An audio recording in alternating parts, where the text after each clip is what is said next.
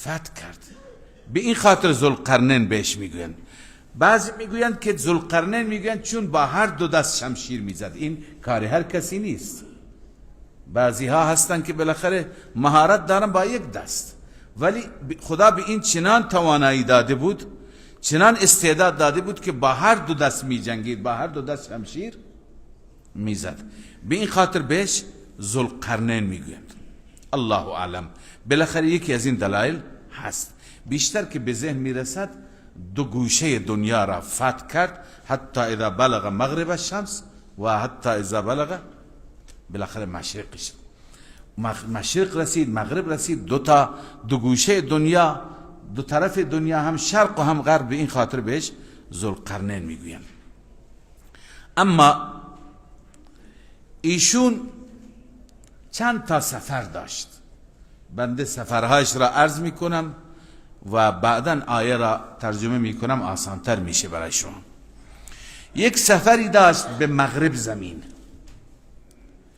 مغرب زمین اونجایی رفت که آخر بعد از اون آبادی نبود و خشکی هم نبود، بعد از اون دریا بود. بالاخره این به طرف مغرب رفتن ذوالقرنین ثابت هست. خیلی از بلاد را فتح کرد، عراق و شام و فلسطین و رفت خلاصه تا انتهای مغرب. قرآن میگه، نگفته کدوم کشور کدوم منطقه. وقتی خود قرآن نگفته ما هم نمیتونیم اظهار نظر بکنیم. فقط قرآن میگه به جایی رفت که خورشید در دریا غروب میکرد. حالا بعضی از نادانها که اصطلاحات قرآن را متوجه نمیشوند اعتراض میکنند، میگویند که قرآن ببین چقدر از نظر علمی عقب است که میگه خورشید را دید، وجدها تغرب فی عین حمئه. خورشید را دید که داره غروب میکنه در یک چشمه‌ای که اونجا گل سیاه بود، چون آب وقتی زیاد بماند گل سیاه درست میشه. اونجا داشت تو چشمه غروب میکرد. حالا یک دانشمند مسیحی کتابی نوشته اعتراض کرده، میگه که خورشید که 1,300,000 برابر زمین هست، اون چطور تو یک چشمه‌ای تو یک دریایی میتونه غروب بکنه؟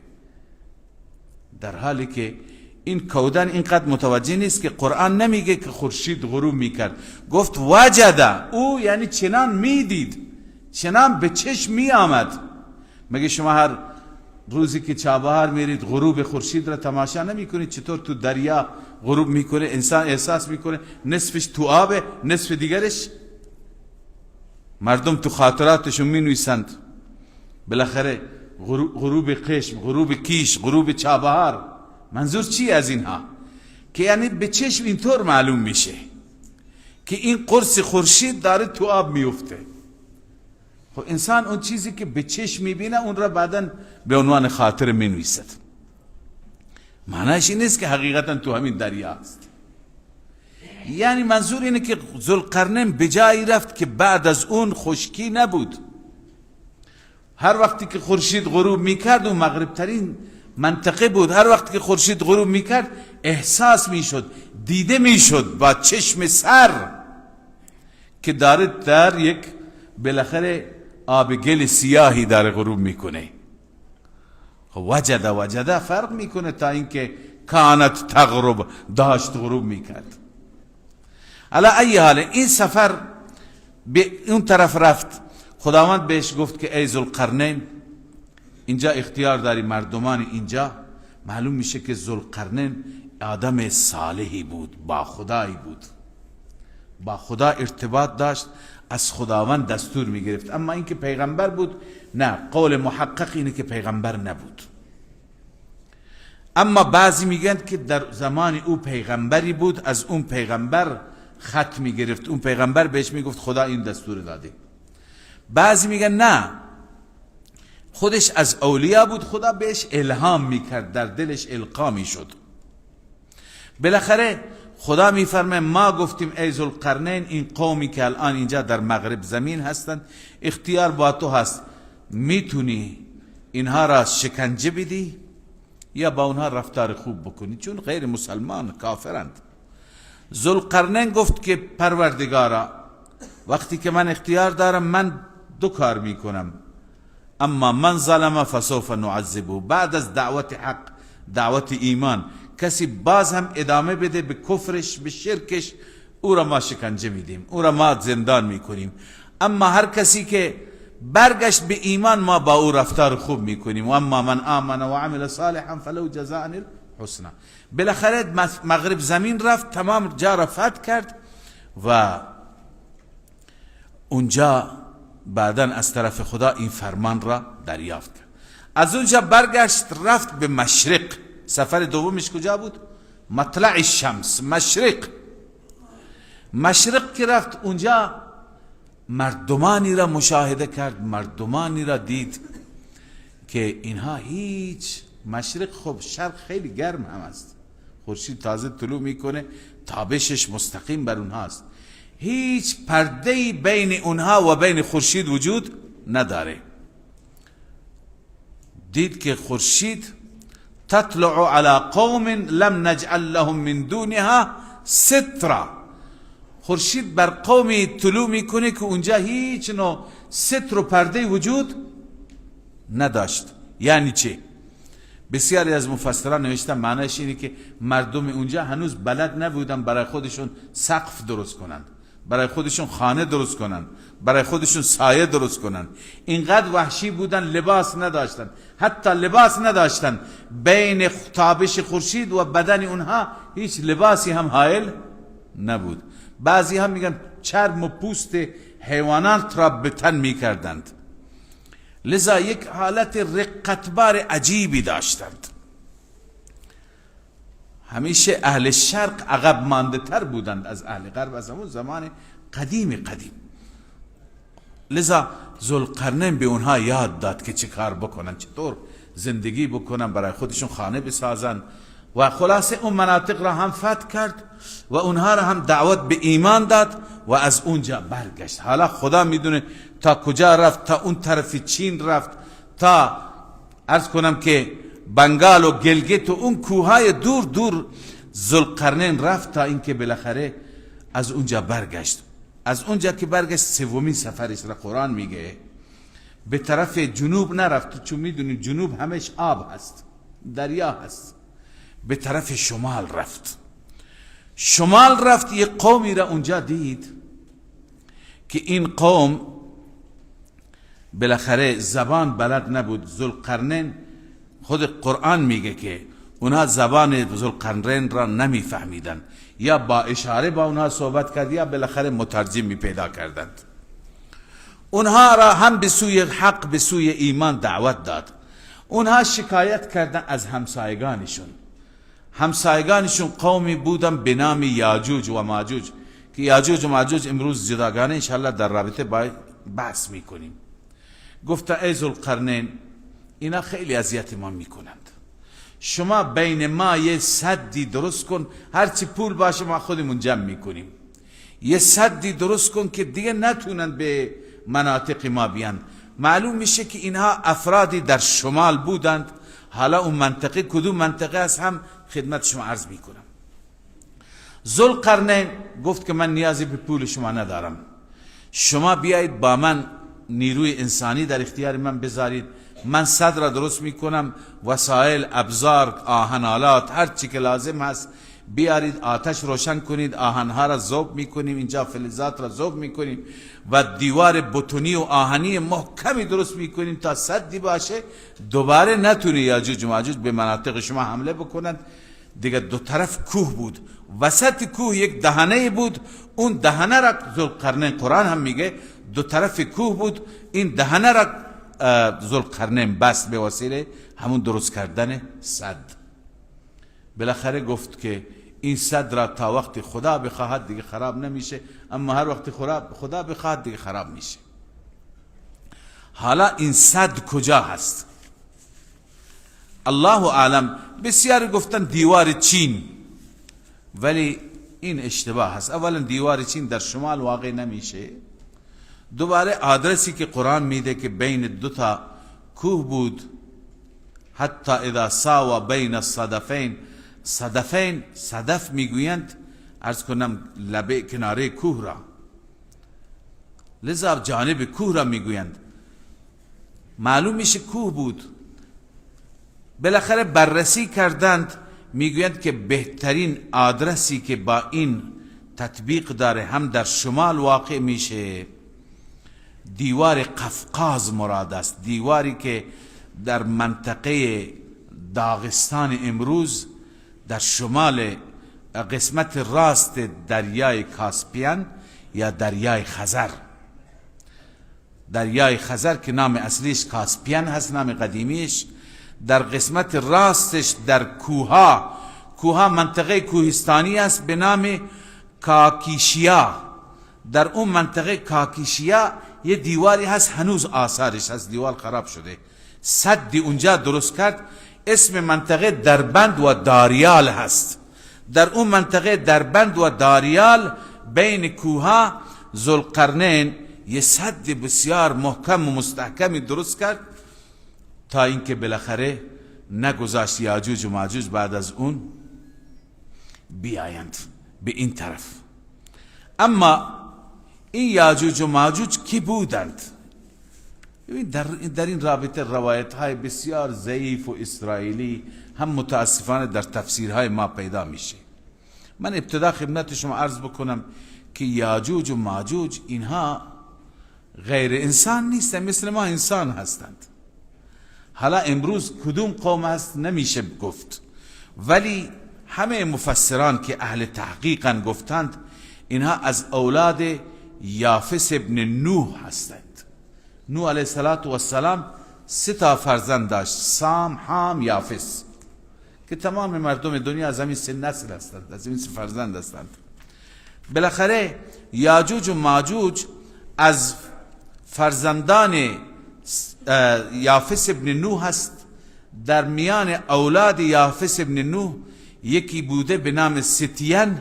اینها از اولاد ستین بودند. اون زمان در جنگل ها زندگی می کردند، در کوه ها زندگی می کردند، بسیار وحشی و دور از تمدن و دور از فرهنگ، و اینها را به زبان غربی گاگ میگویند یا مای گاگ، معنیش بیشتر وحشی میاد. اینا آدمای وحشی بودند و گفته حالا امروزه اینها منتشر هستند در کشورهای روسیه، چین و مغولها و تاتارها. اینها اکثرا اینها از همون نسل هستند، لذا اینا غیر انسان نیستند. تو کتاب ها چیزای ضعیفی نوشته که بعضی ها هم اینا را با آب و تاب بیان میکنن، ضعیف هستند. بعضی میگویند که اینا اصلا از اولاد آدم هستند ولی از حوا نیستند، از کمر آدم درست شدند، اینا موجود برزخی هستند، از عالم برزخ هستند. بعضی میگن نه، اینها اصلا انسان نیستند، اینا یک عجوبه دیگه هستند، 1.5 وجب قدشون هست و 2 گوش بلند دارند، اینو گوش هاشون به اندازه قدشون. وقتی میخوابند 1 گوش را میگیرن برای خودشون تشک میاندازند و 1 گوش دیگر به عنوان لحاف ازش استفاده میکنند. یعنی چیزهای عجیب و غریبی درباره اینها. همه اینها ضعیفند، همه اینها روایت های نادرستی هستند، غلط هستند. اینا انسان بودند ولی انسان های شرور هست، داریم در بالاخره مناطق مختلف انسان های شروری هستند، انسان هایی که بقیه انسان ها از دستشون امان ندارند. اینها چنین بودند، یاجوج و ماجوج انسان های شروری بودند که همسایگانشون. حالا این همسایگانی که اینجا زندگی میکنند، طوری که مفسرین نوشتند، در اون منطقه دربند و داریان در قسمت راست دریای خزر، اینا تمام ترک ها بودند. این ترک ها از دست اونها، از دست گویا اون مغول ها، از دست تاتارها، از دست روس ها که امروزه اینها نسلشون در همین کشورهای روس و چین و بخشهای از اروپا اینها منتشر هستند، اینها اینجا بودند. بالاخره امروز دنیای متمدنی هست، دنیای پیشرفته تری هست، چه بسا یاجوج و ماجوج نسل هایشون ها از ما چند قدم جلوتر هستند. اما در قیامت یکی از علائم قیامت اینه دوباره یاجوج و ماجوج چی میشند؟ غالب میشن بر اهل زمین، در تمام زمین فتنه و فساد و خونریزی به پا میکنند. قرآن میگه که و هم من کل حدب ینسلون، یاجوج و ماجوج از هر بلندایی به سبت زمین و اهل زمین سرازیر میشن و تمام در زمین فساد میکنند.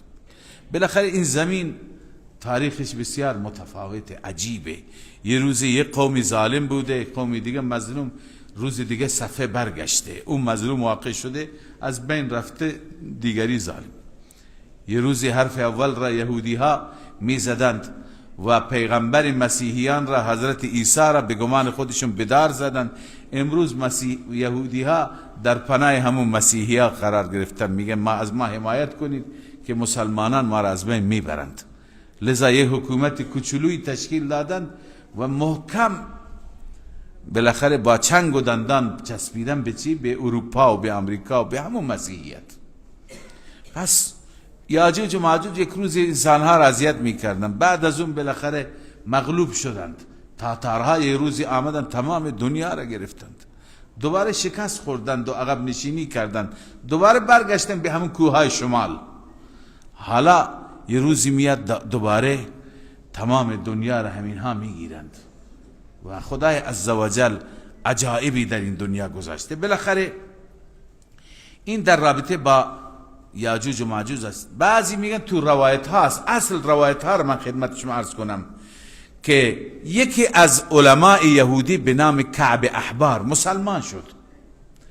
کعب احبار تورات هم میخواند، بقیه کتاب های یهودی ها را میخواند، بعضی چیزها را برای صحابه نقل میکرد. صحابه از کعب نقل میکنن. خب الان صحابه مثل ابن عباس که نقل میکنه ما فکر میکنه ابن عباس از رسول الله شنیده. نه، خیلی چیزها هستن که ابن عباس از کعب شنیده، کعب از کتاب های یهودی ها شنیده. بسیاری چیزها که در رابطه با یاجوج و ماجوج هست از کعب احبار هست. این همه روایت های نادرستی هستند. اما نکته آخر که میخوام در رابطه باش عرض بکنم درباره خود ذوالقرنین هست که ذوالقرنین کی هست. در این رابطه خیلی اختلاف هست، بسیار جنجال هست تو احادیث، در تفسیرها که هر مفسری یه چیز میگه و غیر مسلمان که توانستن هم مشرق را فتح بکنه هم مغرب را. اما اسکندر مقدونی یا اسکندر رومی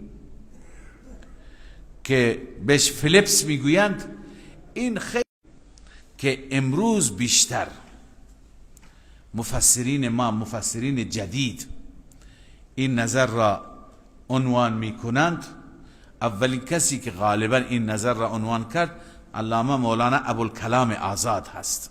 بعدا چند تا تفسیری که بنده از مفسرین معاصرین، مفسرین هندوستان، پاکستان، اینها همون نظر علامه ابوالکلام آزاد را ترجیح میدهند. و در قصص القرآن مولانا حفظ الرحمن سیوهاروی ایشون هم همون نظر را ترجیح میده، چون این نظر واقعا یه نظری هست بسیار دلایل قوی داره. هرچی که انسان به تحقیقات متأخرین نگاه میکنه اینا دقیق تر، چون تاریخ را بررسی میکنن، تمام مسائل را بررسی میکنن. اینها میگویند که ذوالقرنین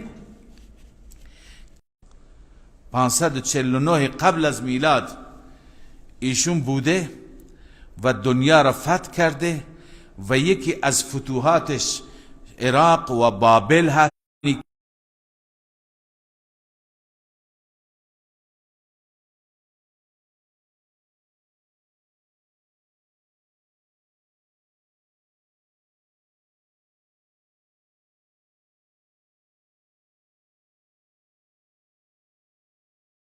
که بودن. اما هر منطقه یک پیغمبری داشتن، مثل پیغمبر ما پیغمبران عالمی و جهانی نبودن. موسی علیه السلام برای قوم بنی اسرائیل بود، هر پیغمبری در هر منطقه برای قوم خودش بود، تا اینکه نبی خاتم آمد و نبی همه عالم شد. لذا اونها گفتن ما تابع دین موسی هستیم، ما یهودی هستیم ما بیت المقدسی داشتیم، مسجدی داشتیم، با خاک و خون یکسان کرد. حالا ما را اجازه بده ما برمیگردیم به منطقه خودمون. ذوالقرنین یا کوروش که امروز هم یهود خودشون را مدیون و ممنوع ایرانی ها میدانن، به همین دلیل هست. ذوالقرنین از اونجا رفت، خودش بیت المقدس را دوباره آباد کرد، مسجد الاقصی را ساخت، یهودی ها را تمام آزاد کرد، گفت برگردید بیایید به شهر خودتون، اینجا به دین و آیین و مذهب خودتون ادامه بدید.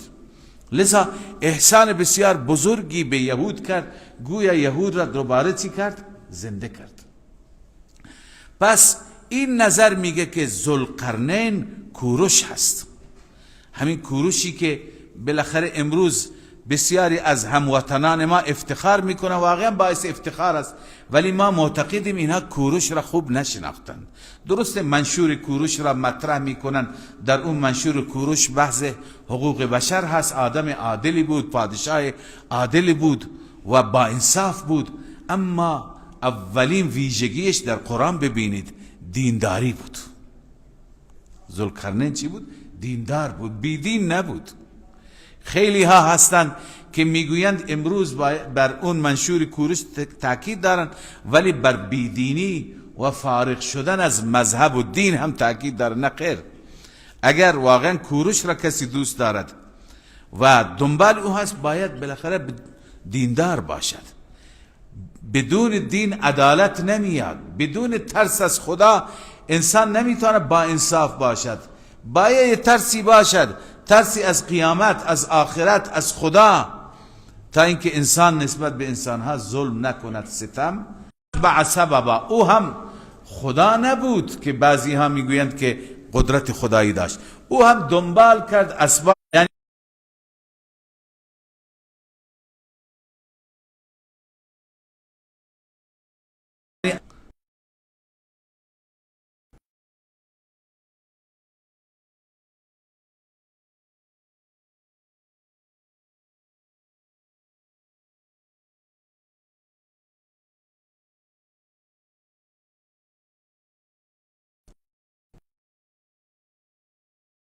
راه خوش برخوردی را بگیر.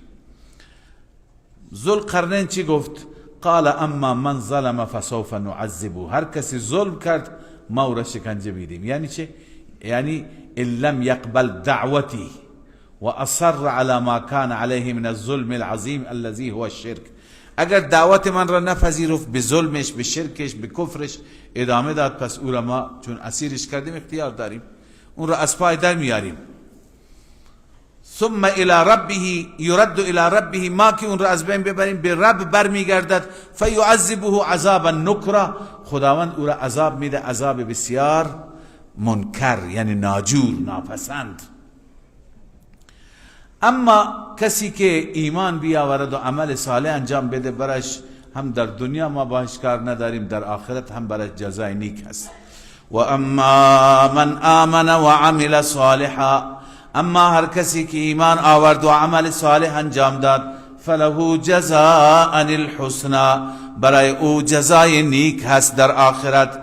پاداش اون خورشید را، یعنی به چشم معلوم می شد که طلوع می کند، علی قوم لم نجعل لهم من دونها سترا، زمین خیلی فساد می کند، می کشند، می بندند، خون ریزی می کنند.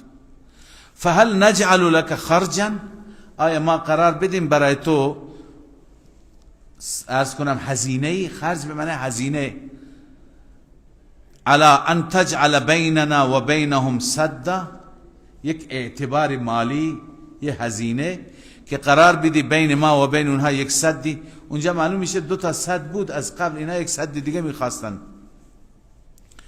ذوالقرنین گفت قال ما مکنی فیه ربی خیر، اون چی که خدا به من داده، تمکین، قدرت مالی مراد است، اون بهتر از چنده شما، از جمعوری شما، ولی خب شما از نظر انسانی مرا کمک کنید، فاعینونی بقوت، مرا یاری برسانی با قوت جسمی، اجعل بینکم و بینهم ردما، من قرار میدهم بین شما و بین اون قوم یاجوج و ماجوج، چی قرار میدهم؟ ردمن یعنی مانع، حاجز، منظور یک مانعی درست میکنه، اون صد منظور است، یه مانعی درست میکنم، یه دیواری بین شما و بین اونها. خب چه کار از ما میخواهی؟ آتونی زبر الحدید، برای من بیارید. کار شروع شد. برای من بیارید تکه های آهن، تکه های کوچک آهن. حتی اذا ساوا بین الصدفین، حتی وقتی که برابر کرد بین دو لبه کوه، یعنی این لبه کوه اون لبه کوه، دو طرفش را برابر کرد، دیواراش را بست. در وسط دیوارها چیکار کرد؟ آهنها را گذاشت. قال انفخوا، او آهنها را که گذاشت حالا به مردم گفت که باد بفرستید.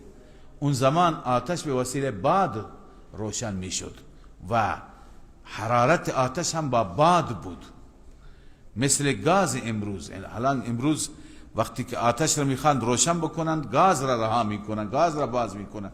اون زمان باد را. لذا حتی اذا جعله نارا، وقتی که یه آتشی حسابی درست کرد، قال آتونی، بیاورید همون تکه آهنها را، افرق علیه قطره، من بر این بریزم. قطر میگن فلز گداخته شده، مثل گداخته شده را، همه این فلزات را چی بکنم؟ ذوب بکنم. بالاخره معلوم میشه که یک سد بزرگی درست کرد.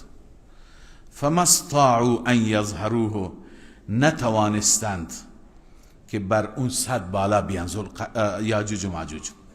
و ما استطاعوا له نقبا، نتوانستند اون را دوباره چی بکنند؟ سوراخ کنند، بتوانند این طرف بیان. دیگر راهشون با این قوم ترک ها بسته شد. ذوالقرنین این سد را بست، این ترک ها در امان ماندند. اما یک روایتی هست تو کتاب هم آوردن، توش تفاسیر آوردن، اما روایت ضعیفی، از امثال همین روایت های کعب احبار هست که از یهود نقل شدند ولی اساسی ندارند، در هیچ روایت صحیح نیامده. اون روایت اینه، شما هم زیاد شاید شنیدید، که این یاجوج و ماجوج هر روز میخوام بیان بالا، میان دوباره میافتند. میگه فردا چون انشاءالله نمیکنم، میان بالا دوباره میافتند. یا سوراخ میکنن، روزی بعد میبینن دوباره سوراخ چی شده؟ پر شده. دوباره سوراخ میکنن تا نزدیک قیامت. نزدیک قیامت که میشه بیادشون میاد، انشاءالله میکنن، بعد موفق میشن، دوباره تمام زمین را میگیرن. یعنی گویا هنوز اینا پشت اون سد هستند. این روایت هم قابل اعتبار نیست، این روایت هم روایت ضعیفی هست.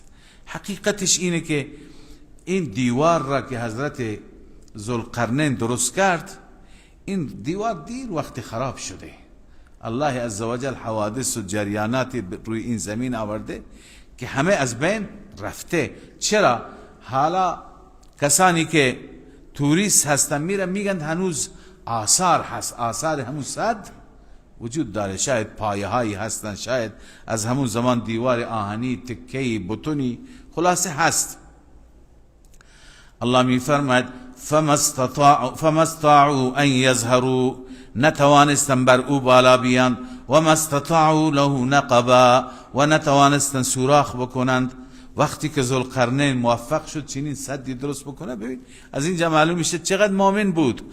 قال هذا رحمت من ربی، گفت این رحمت ربم هست. فاذا جاء وعد ربی جعله دکا، هرگاه وعده رب من بیاید این را ریزه ریزه تکه می کند. و کان وعد ربی حقا، وعده رب من حق است، راست. حال الله عزوجل می فرماید و ترکنا بعضهم یومئذ یموج فی بعض. بعضی میگن که اینجا این درباره یاجوج و ماجوج است. اکثر تفسیرها هم اینو میگن که بالاخره یاجوج و ماجوج بعد از اون با همدیگه هم اختلاف کردند، همدیگر را کشتند، همدیگر را از بین بردند. یموج و فی بعض یعنی مثل موج بر همدیگه حمله میکردند. چنانچه دریا باشیم موج بیاد چطور حمله میکنه؟ مثل موج حمله میکردند. این اختلاف و دو دستگی و قتل و خونریزی ادامه دارد و دارد تا اینکه بالاخره قیامت بیاد. اما بعضی میگن نه این درباره یاجوج و ماجوج نیست، درباره همه انسان هاست. دیگه داستان یاجوج و ماجوج تا همینجا تمام شد، از این به بعد بحث چیزی دیگه هست. و ترکنا بعضهم یومئذ یموج فی بعض، میگذاریم بعضی از این انسان ها را در اون روز، در روز قیامت، که یموج فی بعض، در به سمت بعضی دیگه مثل موج می روند. مثل موج می روند یعنی چه؟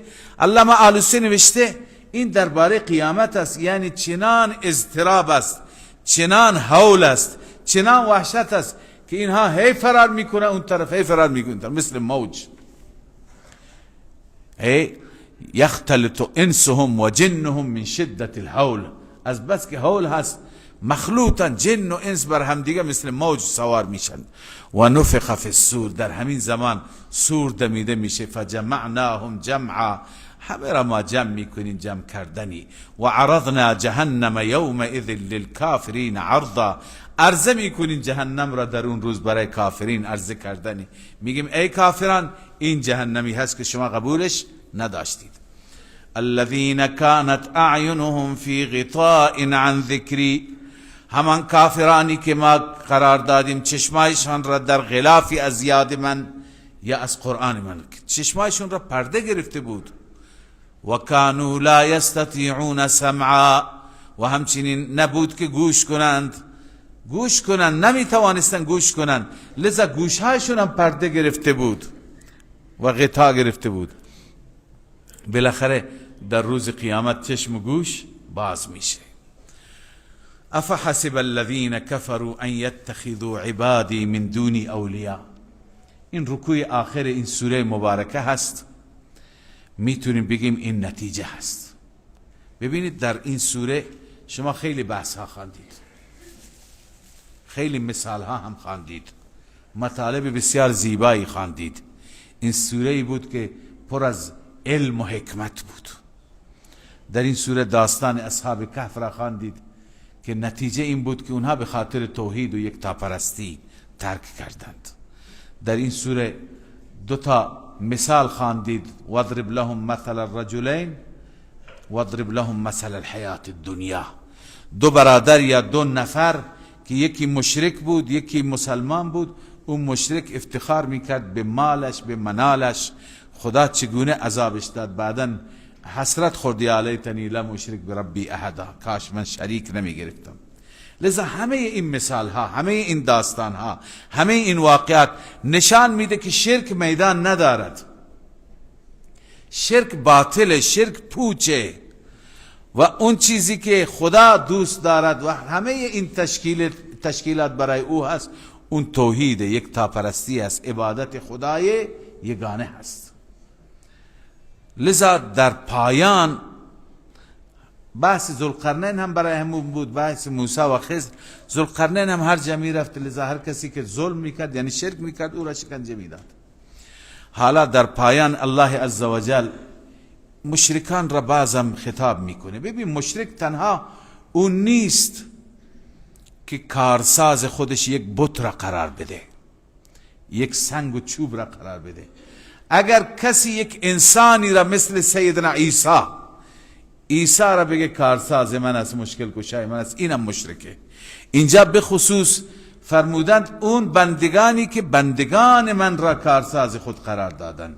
ان یتخذوا عبادی، یعنی یکی عیسی پیغمبر را، یکی دیگه حضرت محمد را، یکی دیگه پیغمبری دیگر، یکی امامی را، یکی ولی را، یکی پیری را برای خودش کارساز و مشکل کشا می‌داند. حتی یک ملایی بوده که این ملا خودش عقیده خرافاتی داره. یه شعر بسیار طولانی است، مصرع دومش تا آخر همینه، به زبان اردو هست. مشکل میره آسان فرما احمد رضا، اسمش احمد رضا بریلوی بوده. میگه ای احمد رضا مشکلات من را آسان کن. این انسان ها چقدر گمراهن بیچاره، دنبال انسان ها افتادن و از انسان ها میخوان. یکی میره پیش اون زیارت داتا گنج بخش در لاهور هست، چقدر اونجا شرکه، چقدر خرافاته و چقدر فساده. مرد و زن سر هم هستند و افتادند همه. داتا، تو به من بده. داتا به زبان اردو یعنی دهنده. بده به من. هر یکی اونجا میگه تو بده به من بده. لذا اینا همه صورتهای شرک. شرک تنها اون صورتی نیست که ابو جهل انجام میداد، بیچاره بتی را سنگی را عبادت میکرد. اینا که انسانها را میخوانند، چه اولیاء باشند چه انبیاء باشند، مگه مسیحیان غیر از عیسی کسی دیگر را میخواندند؟ لذا الله میفرماید که افحسب الذین کفروا، آیا میپندارد آنهایی که کفر کردند، ان یتخذوا عبادی من دونی اولیاء، اینکه بگیرند بندگان من را، بندگان یعنی ملائکه را، عیسی را، عزیر را، بقیه ائمه را، بقیه بزرگان را بگیرند آنها را، من دونی اولیاء، بغیر از من کارساز خودشان. ولی به معنی چیه؟ کارساز. چند جا در قرآن میخوانیم ما لکم من دون الله من ولی ولا نصیر، غیر از خدا هیچ ولی نداری، یعنی کارساز و حامی نداری، ولا نصیر، یار و یاور نداری. پس اینا به جای اینکه خدا را ولی و کارساز خودشون بگیرند، غیر خدا را گرفتند. انا اعتدنا جهنم للکافرین نزلا، الله می فرماید ما آماده کردیم جهنم را برای چنین کافرانی. از نظر مهمانی و پذیرایی اینها کجاست؟ تو جهنمه. حال الله عزوجل از میان انسانها زیانکارترین انسان را ذکر میکنه، بدبختترین انسان، پرخساره ترین انسان. پرخساره ترین انسان اون کسی هست که گرفتار جهل مرکبه. گرفتار چیه؟ جهل مرکب. توضیح میدم. یعنی چنان جهلی داره که نمیدونه من جهل دارم. اینا میگه جهل مرکب. داره به بیراه میره، نمیدونه من به بیراه میرم. یک گناهکار، یک دزد، یک شرابی، کبابی راه خلاف میکنه ولی میدونه من دارم خلاف میکنم. همون دزد تو وجدانش میگه من کار نادرستی میکنم، هم در دلش داره یه روز توبه میکنم. اون کار خودش را چی میداند؟ زشت میداند. این در جهل هست ولی جهلش مرکب نیست، میداند که من کار اشتباهی دارم میکنم. اما یک مشرک در جهل مرکبه، اون داره غیر خدا را پرستش میکنه، فکر میکنه من خدا را دارم راضی میکنم. اون دارد بدعت و خرافات میکنه، فکر میکنه من دارم خدا را راضی میکنم، دارم عبادت میکنم. خب کسی از عبادت توبه میکند؟ هیچ وقت این توبه نصیبش نمیشه. این شرکش را چی میپندارد؟ عبادت. شرکش را میپندارد قربت.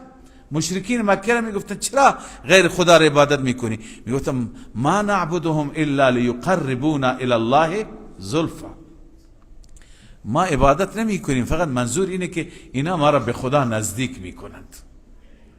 معتقد بودن اینا ما را به خدا نزدیک میکنند، پس خدا را قبول داشتند. حالا خیلی ها هست امروز میگه ما که این اولیاء الله را بر سر قبرشون میریم، اینا را وسیله قرار میدیم، ما را به خدا اینا نزدیک میکنند. ما کجا و خدا کجا؟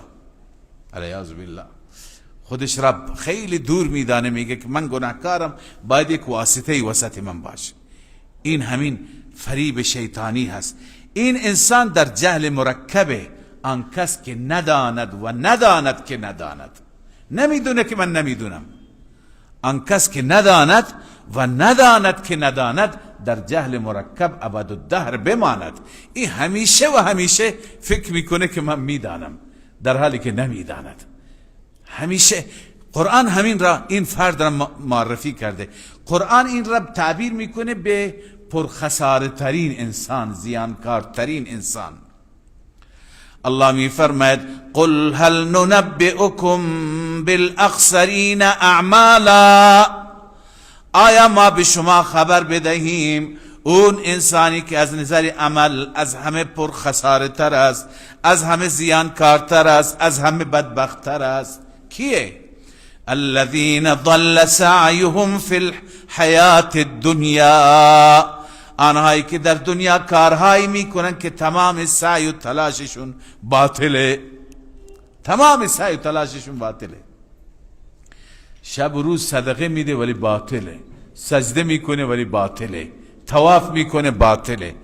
و هم یحسبون انهم یحسنون صنعا، اونها میپندارند که کار خوبی میکنند. انهم یحسنون صنعا، کار خوبی میکنند. چرا؟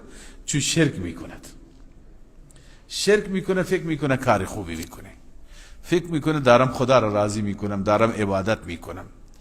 مشرک دو تا اشکال داره، یکی همینه که کار بد خودش را نیک میپندارد و دومی که اعتقاد به قیامت ندارد. میگه اول و آخر همین دنیاست. الله میفرماد اولئک الذین کفروا بآیات ربهم، این افراد، اینها کسانی هستند که کفر کردن به آیات ربشان. کفر کردن به آیات، از آیات بهره نمیگیرد، از آیات استفاده نمیکنه. بعضی ها اینقدر گمراه هستند که میگه فلان کتاب خوبه، کتاب های گمنامی دارند. گنج العظیم مثلا، هیچ معلوم نیست این کتاب کی نوشته، ریشه ای نداره. میگه که قدیم ها همین منطقه رسم بود، کسانی که سنشون بالاست میدونن قرآن را میگفتن بینام، میگفتن قرآن را ترجمه نکنید، خیلی خطرناک است، قرآن را یاد نگیرید. حالا هم میشنویم از دور و اطراف میگن که اینهایی که بیشتر روی قرآن تاکید دارن اینا وهابی هستند، روی قرآن تاکید دارند. عقیده را میخوای از کجا بگیری؟ لذا الله اینا را میگه کفروا بآیات ربهم، نسبت به آیات رب چی دارند؟ انکار دارند. شنیدم یک پیر صاحب در همین حاشیه زاهدان گفته بود این درس های قرآن به مریداش گفته این درس های قرآن شرکت نکنید، گمراه میشید. الیاذ بالله. اگر قرآن انسان را گمراه بکند، چی انسان را هدایت میکند؟ گمراهی تو انسان را هدایت میکند؟ جاهل، نادان. لذا اینها یکی از علائمشون همینه که این درس های قرآن را اهمیت نمیدهند. الله میفرماید اولئک الذین کفروا بآیات ربهم و لقائه، اینها کسانی هستند که کفر کردند نسبت به آیات رب و ملاقات الله، باور ندارند. فحبطت اعمالهم، به سبب همین کفر و شرک تمام اعمالشان ضایع. فلا نقیم لهم یوم القیامت وزنا، در روز قیامت هیچ وزنی برایشون قائم نمی کنیم. چرا؟ وزن اعمال برای کسی هست که ایمان دارد. کسی که ایمان ندارد و شرک کرده، شرک تمام اعمالش را خود به خود از بین میبرد. فجعلناه هباء منثورا، قرآن تعبیر میکنه اعمالش را ما مثل غبار پراکنده‌ای که در هوا منتشر میشه، عملش همونطور منتشر میشه، ولو اینکه روزی 100 تا شتر صدقه بکند. چون مشرک است، عملش اعتباری نداره، ترازوی هم برایش نیست. ذلك جزاؤهم جهنم بما كفروا، این افراد جزایشان جهنم هست به سبب کفرشان، به سبب آنچه که کفر کردند. واتخذوا آیاتی و رسلی هزوا، اینها آیات من را و پیامبران من را به باد مسخره گرفتند. آیات را مسخره می کنند و از خود چیزهایی می تراشند. اما اینها مشرکین هست. اما موحدین، کسانی که هم ایمانشون کامل و هم عملشون خوب، الله ما را از اینها بگرداند. ان الذين آمنوا وعملوا الصالحات، همانا آنهایی که ایمان آوردند و عمل صالح انجام دادند، كانت لهم جنات الفردوس نزلا، برای اونها جنات فردوس به عنوان مهمانی از سوی پروردگار تعیین شده و آماده شده. خالدین فیها، وقتی که میگه مهمانی، خب مهمان خانه کسی میره 2 روز میمانه، 3 روز میمانه، از 3 روز بیشتر مهمان نیست دیگه این کلمه مهمانی این شبهه رو ایجاد میکنه که باید اونجا بریم پذیرایی بشیم بعدم برگردیم. الله میفرمه خالدین فیها، همیشه و همیشه در اون جنات فردوس میمانند و اون جنات فردوس چنان خوش است، چنان جذاب است که لا یبغون عنها حولا، نمیخواند از آن تغییر بیابند. ببین در دنیا هم ما نعمتهای زیادی گاهی میبینیم، الله به ما داده، استفاده میکنیم. گاهی مثلا یکی میره شمال، بهترین منطقه میره، 10 روز اینجا میمانه، خسته میشه، میگه بریم یک جای جدیدی. بالاخره هر جا که باشی دلت میخواد یه جدید، چیز جدیدی باشه. قرآن درباره جنت فردوس میگه اینا نمیخوان جای دیگه برند، لا یبغون عنها حولا. حول یعنی تغییر، جا به جایی، نمیخوان که جای دیگه برند، همین جا میگن برای همیشه همین یک جا بمانه، از بس که جذاب است، از بس که زیباست و برای اونها خوش میگذرد. قل لو كان البحر مدادا لكلمات ربي لنفذ البحر قبل ان تنفذ كلمات ربي. در پایان الله عزوجل مجددا مبحث توحید را ذکر می کند، چون هدف تمامی این شبهات که جواب داده شد توحید هست، یکتا پرستی هست. خدای عزوجل خدای بسیار بزرگ است، دارای صفات بسیار والا.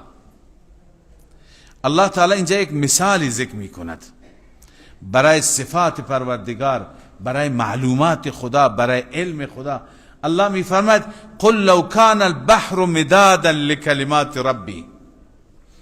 بگو همه این دریاها، الان دریا چقدر در این دنیا ما داریم، میگویند الله بهتر میداند 1/4 این دنیا خشکی است، 3/4 دنیا چیه؟ دریاست. بعضی میگن 1/5، یعنی 4 برابر این خشکی که ما الان داریم آب داریم.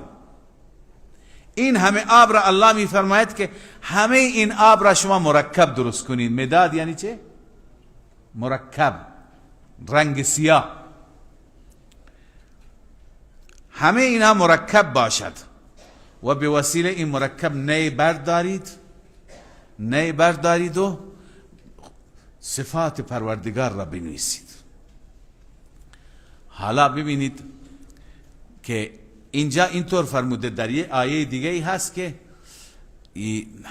دریاها والبحر من بعده 7 ابحر، غیر از این دریا 7 تا دریای دیگه مثل همین باشه، یعنی 7 برابر این دیگه دریا باشد.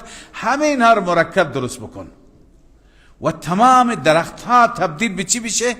قلم بشه. و آیه هست ولو ان ما فی الارض من شجره اقلام.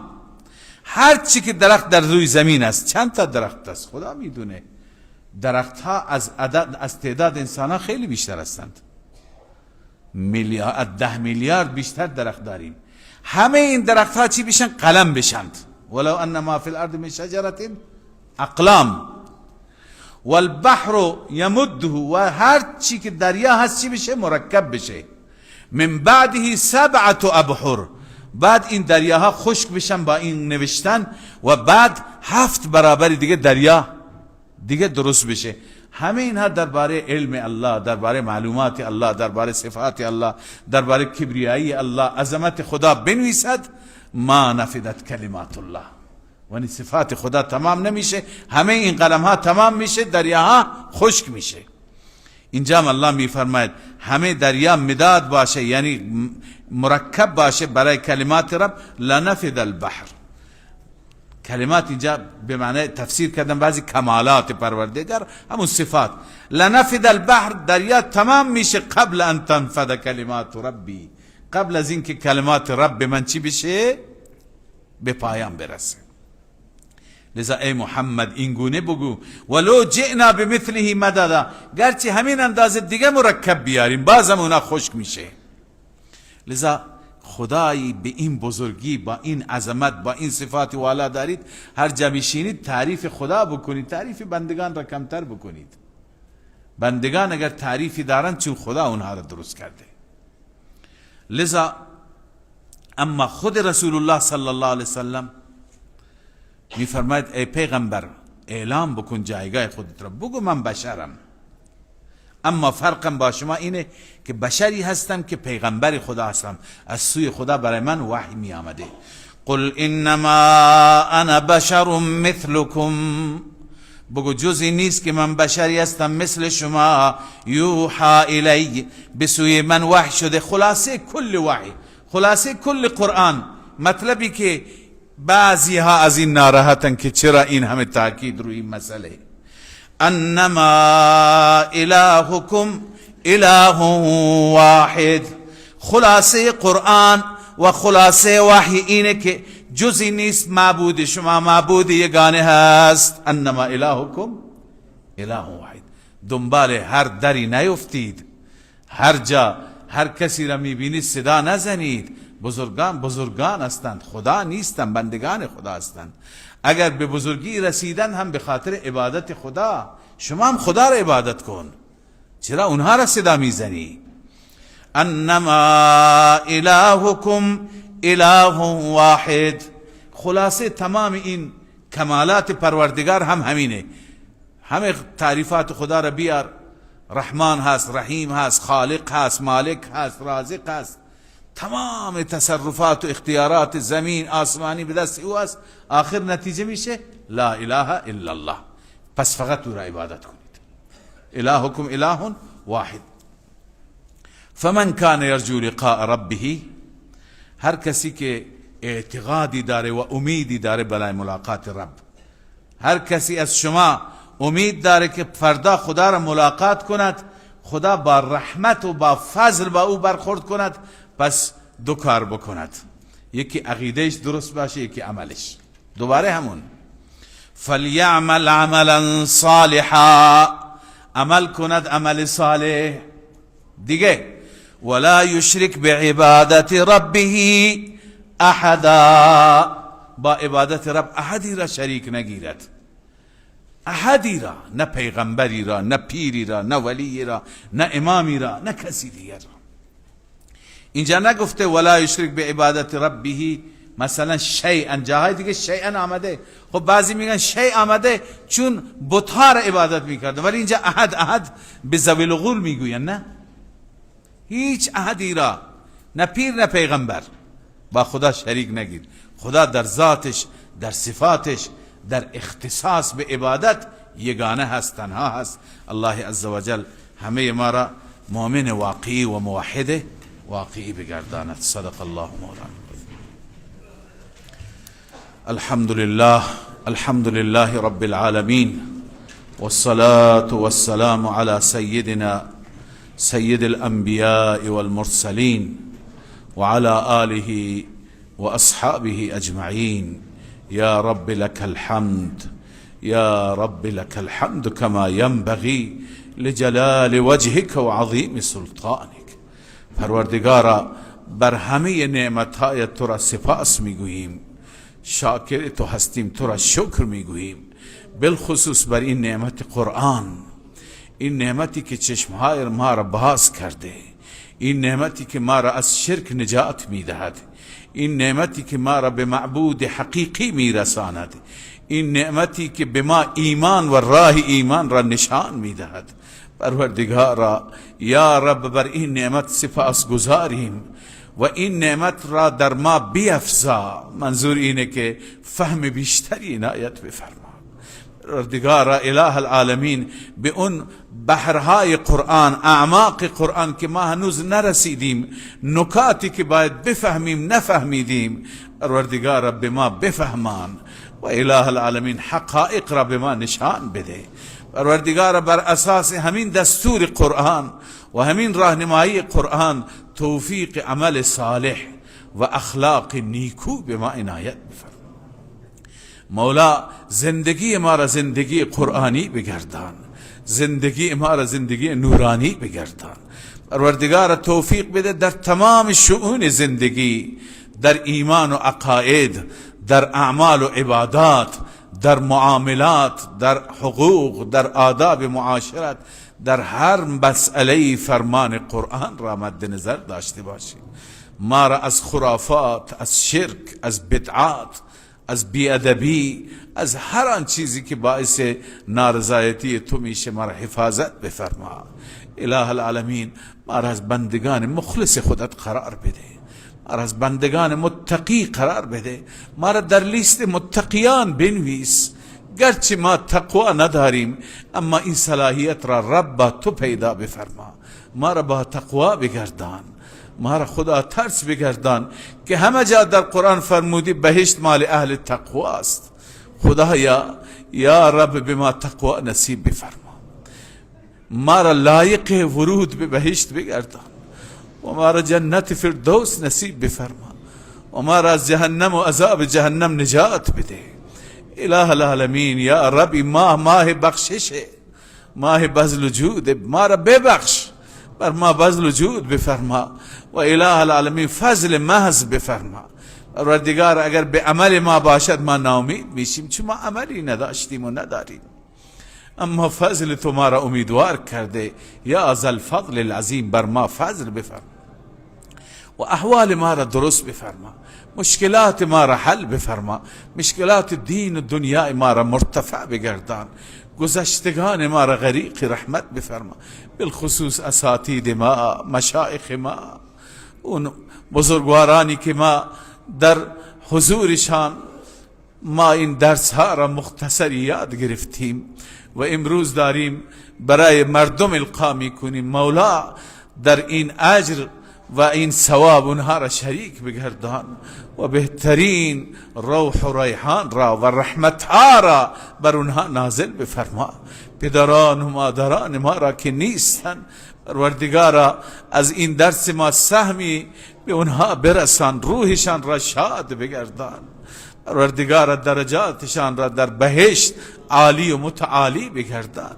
اگر مشکلی دارند در پروندهشان، پروردگارا مشکلشون را برطرف بفرما، بر اونها رحم کن که اونها بر ما رحم کردند، بر اونها مهربانی کن که اونها نسبت به ما مهربان بودند، بر اونها فضل کن که اونها نسبت به ما فضل کردند. پروردگارا یا رب تمام گذشتگان ما را، تمام عزیزان را، تمام جوانانی که از دست دادیم، معتمدینی که از دست دادیم، علما، برادران، خواهران، همه اونهایی که دیر یا زود رفتن، همه را غریق رحمت بفرما.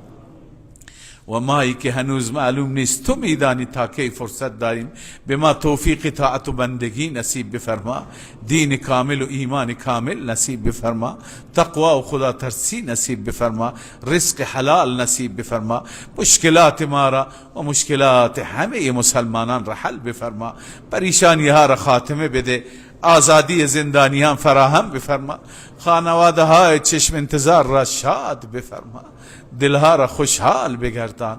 اله العالمین یا رب بالخصوص زندانی های مسائل اخیر که به عقیده ما بدون حق و ناحق تو زندان ها هستند، وسیله آزادیشون را فراهم بفرما. اله العالمین مشکلات ما را حل بفرما، دغدغه ها را دور بفرما. اله العالمین یا رب خاتمه ما را با ایمان بگردان و آخرت ما را آباد، از ما راضی و خوشنود باش یا رب و به ما توفیق بده زندگی را با رضایت تو سپری بکنیم، با رضایت تو از این دنیا بریم و با رضایت تو وارد بهشت و جنات فردوس تو بشیم. ربنا تقبل منا، ربنا تقبل منا إنك أنت السميع العليم وتب علينا إنك أنت التواب الرحيم. فاطر السماوات والأرض أنت ولي في الدنيا والآخرة، أنت ولينا في الدنيا والآخرة. توفني مسلما وألحقني بالصالحين، توفنا مسلمين وألحقنا بالصالحين. آمين آمين برحمتك.